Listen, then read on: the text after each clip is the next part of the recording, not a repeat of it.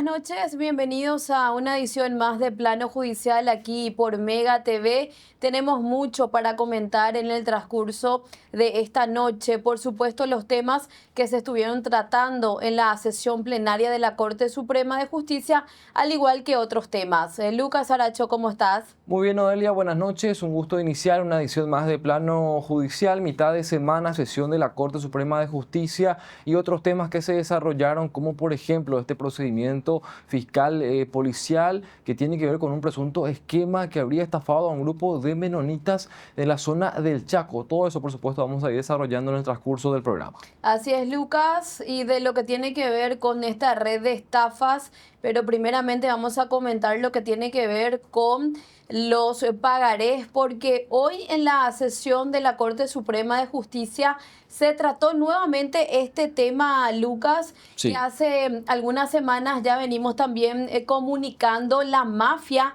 de los pagarés, y la Corte Suprema de Justicia nuevamente ratifica esta suspensión a las juezas que estarían presuntamente involucradas en este esquema. Exactamente, una serie de medidas que ha adoptado la Corte Suprema de Justicia hoy y ha ratificado también ciertas medidas que ya se tomó anteriormente. Y lo que podemos resaltar, Noelia, es la suspensión de dos juezas de paz.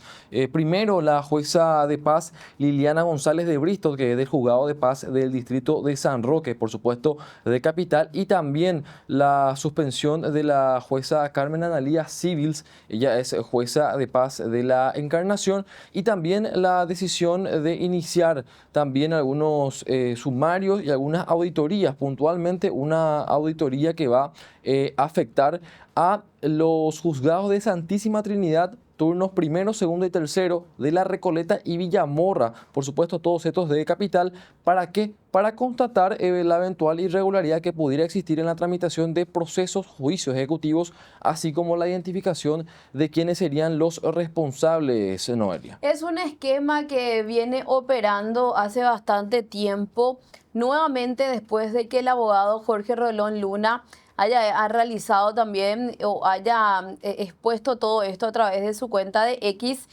Como que las personas que fueron estafadas empezaban a contar también sus casos. Sí. Y a partir de ahí podemos decir, me puedo quedar con el número bastante corto también, más de 100 casos más o menos de lo que tiene que ver con esta mafia de los pagarés, que normalmente iban a los docentes, funcionarios públicos, quienes estaban siendo estafados, Lucas. Exactamente, Noelia. Como habíamos comentado en programas anteriores, el esquema funcionaba básicamente con la ejecución de pagarés que en su mayoría ya fueron ejecutados, y estos juicios ejecutivos que iniciaban ante juzgado de paz en su mayoría no llegaban las notificaciones de su inicio a las personas afectadas, a las víctimas, que directamente se enteraban de esto ya cuando sufrían el embargo o el descuento de sus salarios. Entonces, un esquema bastante grande que se instaló, podemos decir, de acuerdo a lo que mencionaban las varias víctimas, en varios juzgados de paz, no solamente en Capital, sino también en otras circunscripciones de todo el país. Y tenemos que mencionar también, ¿no?, elevó un punto muy importante, que la Corte también remitió los antecedentes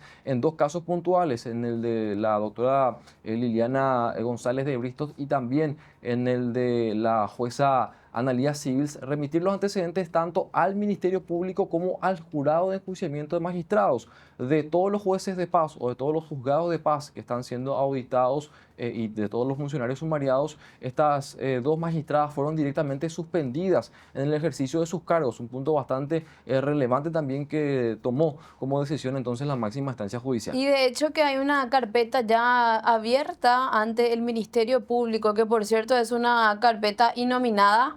El doctor Jorge Rolón Luna declaró la semana pasada ante el Ministerio Público, y hoy nuevamente entonces para volver a mencionar que se remite estos antecedentes al Ministerio Público. ¿Por qué están aquí aparentemente involucrados jueces de paz, abogados de algunas empresas y también los ujieres. Los ujieres que estábamos compartiendo también esas imágenes que recorrieron por varios lugares también del mundo con un salario que ni siquiera alcanza a veces los 5 millones de guaraníes. Pero independientemente a eso también, Lucas, a partir de esa notificación es en donde todo empieza. Nunca llegaba esa notificación. Una persona que ya, digamos, se enteraba simplemente que tenía el sueldo completamente embargado. Exactamente, esa es la particularidad que se daba en algunos casos, inclusive mencionaban las víctimas que se llegaron a fraguar las notificaciones. Imagínate. Directamente no es que se fue el ujier a la puerta de tu casa y sacó una fotografía de la notificación o de las famosas notificaciones voladoras, como le llaman algunos, sino que en algunos casos puntuales se llegaron a fraguar, a falsificar estas notificaciones como para querer intentar dejar constancia de que sí se dio aviso a la víctima o en este caso a quien se intentó ejecutar el pagaré. Y tenemos también algunas placas, Noelia, para compartir los nombres de los funcionarios que fueron ya suspendidos y en algunos casos objetos de sumario también por parte de la Corte Suprema de Justicia. Y por supuesto lo que decíamos ya, los nombres de las juezas, pero además junto a ellas, por ejemplo, fueron suspendidos temporalmente los actuarios Liz Ortiz Báez y Miguel Ángel Rolón, los oficiales de justicia Héctor Norguela Florentín y Óscar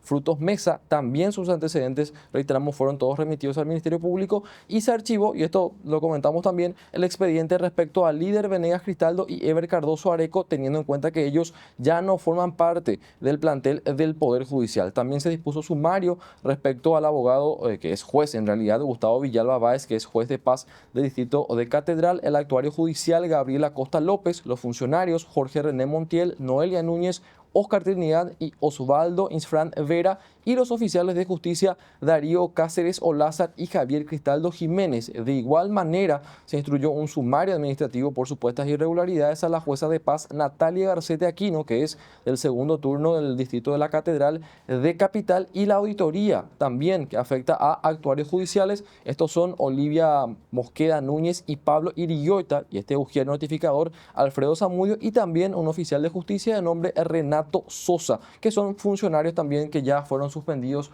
por la Corte Suprema de Justicia. Así es, así que ya entonces con relación a lo que tiene que ver con la mafia de los pagarés. Otro de los temas que se trató en esta sesión de la Corte Suprema de Justicia, a pedido del ministro Manuel Ramírez Candia, entonces también se toma intervención en el caso en donde un magistrado lo que hizo fue favorecer a alias la viuda, Lucas. Asimismo, Noelia, estamos hablando del juez de ejecución Carlos Mendoza, que había resuelto días atrás modificar las salidas transitorias de María Estela Argüello. Ella, una mujer que fue condenada por narcotráfico a 14 años de prisión. Ella ya está en la parte final, digamos, del cumplimiento de esta pena privativa de libertad de 14 años, pero se dio una decisión bastante llamativa, podemos decir, esto también incluso para la Corte, porque pese a que el Ministerio Público se opuso, el juez de ejecución Carlos Mendoza le otorga un permiso, podemos decir, para que ella pase las fiestas de Navidad y Año Nuevo en su casa. Entonces esto llamó la atención también de la Corte Suprema de Justicia, del ministro Manuel Ramírez Candia, quien pidió que se haga una auditoría, no solamente en ese caso, sino también en todos los casos de narcotráfico y comiso de bienes que estén a cargo de este juez. Así es, Lucas, tenemos que hacer una pausa. A la vuelta seguimos informando aquí en Plano Judicial. Vamos a estar hablando con la abogada Jessie Ruiz Díaz sobre este operativo que se hizo a tempranas horas de este día miércoles, en donde justamente también se habla de una red de estafa a colonos menonitas. Pausa y regresamos.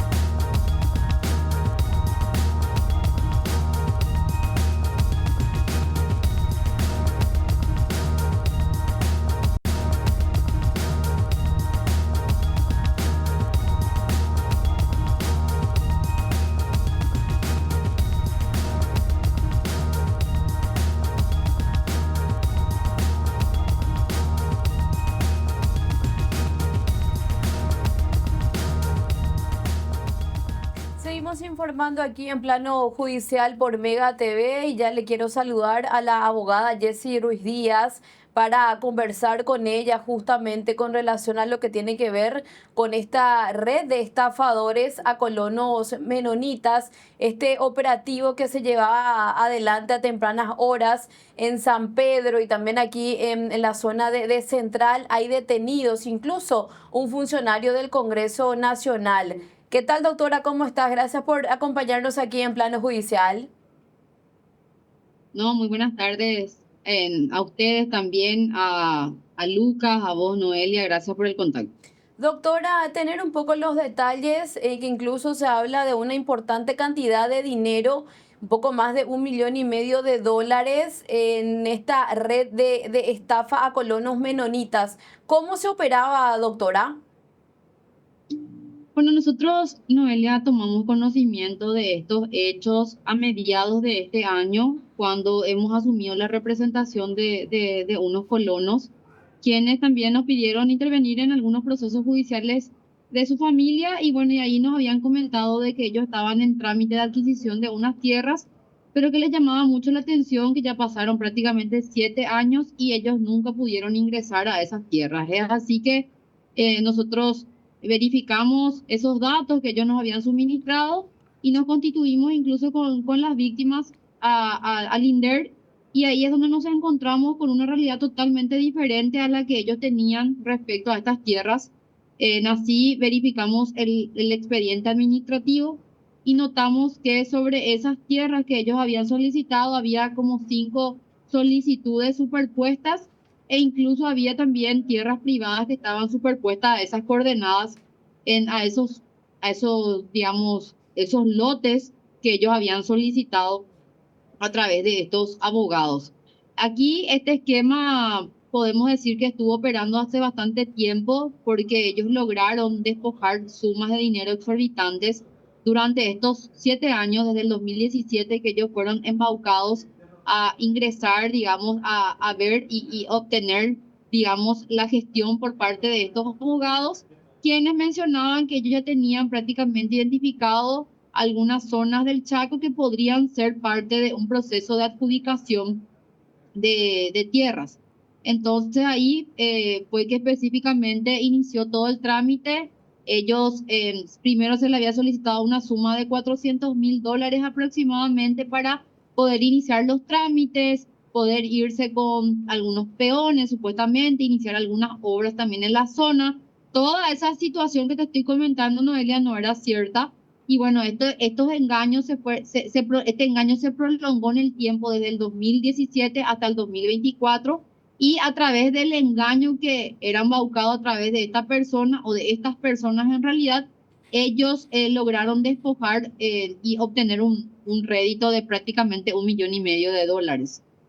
Aquí lo que nosotros también notamos en forma llamativa es que para poder prolongar el tiempo de obtener estos recursos y mantener en expectativa a estos colonos, es que ellos también presuntamente gestionaron expedientes con demandas de contenido falso, porque ellos habían iniciado o promovido un supuesto interdicto de recobrar la posesión, cuando incluso este abogado, que también forma parte del Congreso y que era director de una bancada, mediante un poder que había obtenido de parte de mis representados, él promovió este interdicto de recobrar la posesión, a sabiendas de que mis representados nunca tuvieron la posesión de esas tierras.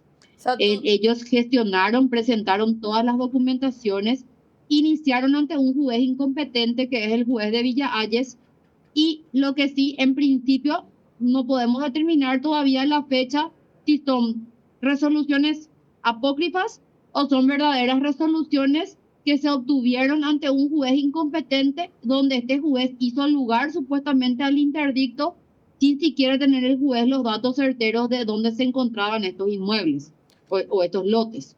O sea, pudo haber inclusive, doctora, una participación por parte de miembros del Poder Judicial, puntualmente de un magistrado. O sea, eso sí, si es que se llega a descartar una falsificación de resoluciones judiciales, ¿verdad? Claro, porque estos funcionarios, este funcionario y también estos abogados enviaban estas resoluciones a los colonos, mencionándole que el tema de la tierra ya estaba por salir, pero que se complicó, digamos, la tramitación porque supuestamente había un conflicto y que el conflicto estaba judicializado, y pero que ya habían ganado en primera instancia y que después ya llega la segunda instancia, después la tercera instancia, y así dilataban y extendían, digamos, su engaño utilizando estas resoluciones judiciales que, como te digo, no se descarta si son apócrifas o no, o eran también producidas por estos mismos profesionales, que eso va a formar parte también de otra arista de esta investigación, o efectivamente eran resoluciones emitidas por estos jueces, pero lo que sí nos llama la atención es que presuntamente también este juez, en el marco de estos interdictos, ya se le había iniciado un sumario ante el jurado de enjuiciamiento. Todo dato después vamos a corroborarlo oficialmente ya en la carpeta de investigación fiscal, pero si es así, no se puede descartar de que hay también una suerte de contubernio con algunos juzgados que emiten estas resoluciones para formar parte también del engaño. Y ustedes saben también perfectamente que en estos últimos tiempos vemos una alta participación de los juzgados en estos esquemas de estafa. Sí. Y tampoco no podemos descartar que en estos esquemas de estafa vinculados a tierras también podrían existir resoluciones que obviamente contienen información totalmente falsa, porque para poder hacer lugar a un interdicto de recobrar, mínimamente un juez tuvo que haber constituido en el inmueble, y esa situación no sabemos cómo se hizo, y se tuvo que verificar también quiénes estaban teniendo la posesión en aquel tiempo, cuando en ese tiempo mis clientes nunca ni siquiera habían conocido los supuestos lotes que eran ofrecidos por estos profesionales. Doctora, hay un funcionario del Congreso detenido justamente. ¿Cuál es el papel que cumplía esta persona dentro de esta red de estafadores? Bueno, y la función que tenía este funcionario es de gran relevancia, siendo que él también tenía contactos directos con los colonos, no a través de intermediarios. Hay conversaciones que lo vinculan directamente, y también solicitaba sumas de dinero a los colonos en el marco de estos expedientes tramitados ante el INDER, y también era quien se había presentado con el poder ante el juzgado de Villa Hayes a iniciar o promover estos interdictos que son de contenido falso, porque ellos alegaban una situación que no era conocida por mis representados. Ellos habían firmado estos poderes, si bien es cierto, pero ellos desconocían cuál era la tramitación que se tenía que hacer ante los juzgados y ante el INDER. Esta situación era aprovechada por este profesional abogado que también es parte del Congreso, y bueno, y con eso él se presentaba justamente ante el juzgado de Villa Hayes, y también en las conversaciones que les mencioné, él decía que ya se iba a las tierras, que ya había ingresado, que le estaba acompañando a un grupo de personas que también iban a verificar las condiciones en las que se encontraban. También hablaban de que supuestamente se tenía que hacer obras en el inmueble. Y todo esto era parte también del discurso que gerenciaba este funcionario del Congreso, conjuntamente con los con la otra profesional, quien era la que formalmente se presentaba ante el INDER, y también sabía de la intervención de este señor José Lubetit, quien fungía también de abogado, y había cruce de conversación entre ambos. Doctora, en el INDER llegaron a dar una respuesta, digamos, acorde a la versión que instalaban estos gestores con los colonos menonitas, o nunca, digamos, hubo una conducta, digamos, por funcionarios del INDER para con este esquema favorable, podemos decir, por supuesto, como para que ellos puedan lograr convencer a las víctimas de esta verosimilitud, podemos decir, de la existencia de las tierras por un lado, y por supuesto de que podrían ser adquiridas? El único dato que nosotros todavía es un dato extraoficial y que también va a formar parte de la investigación es que presuntamente algunos funcionarios suministraban a estos profesionales coordenadas de determinados lotes, y con eso se gestionaba y se generaba estos expedientes. Expedientes que después ellos enviaban así la solicitud y mandaban eso a los colonos como si fuera que ya estaba prácticamente en trámite y ya estaba a punto de salir, digamos, la titulación en sí, ¿verdad? Pero más allá de eso, sí, actualmente ya en esta investigación se pudo obtener el informe del INDER, donde ellos no fueron adjudicados de ninguna tierra, y tampoco, como te digo, no se descarta que haya funcionarios que estén suministrando información sobre presuntos lotes que tienen conflictos de tierra, y con ello esa información venden a estos profesionales, que estos profesionales después van y ofrecen a determinadas personas a los efectos de iniciar los procesos de adquisición de tierras ante el INDER. Esa es la información que tenemos y bueno, también va a formar parte de la investigación si hay verdaderamente funcionarios involucrados en este esquema de estafa, ¿verdad? Doctora, las tierras son de la zona del Chaco. Ahora también lo siguiente, este José Lubetich no es abogado y se hacía pasar por abogado. Él fungía de abogado, hay muchos testimonios de personas de la zona donde a él se lo conoce como el doctor Lubetich. Él tiene un estudio jurídico, creo que fue el estudio jurídico que se allanó en horas de la mañana y después cuando nosotros requerimos el informe a la Corte Suprema de Justicia verificamos que por lo menos abogado matriculado no es y él siempre presentó como parte de su estudio jurídico a la abogada Ilse Paredes, que sí es abogada de la zona y que es la que litiga y que la conocen a ella como parte del equipo del señor Lubetich, y también al doctor Bogarín, que es el funcionario que también él tramitaba expedientes y él asesoraba y también intervenía en procesos ante el Poder Judicial sin inconveniente alguno, lo cual seguramente después se va a verificar si él estaba habilitado para esos fines. Doctora, ¿y se sabe finalmente de quién eran estas tierras o de quiénes eran estas tierras que eran ofrecidas a estos colonos menonitas o no se tiene detalles sobre eso? Inicialmente, sí, nosotros pedimos un informe también al registro público. En el registro público, las coordenadas que ellos habían consignado en los planos que habían sido entregados en este caso, a mis representados, coinciden con un título privado que pertenece a una persona jurídica cuyos datos ya están también en en la carpeta de investigación fiscal, que tenemos los títulos de esas tierras.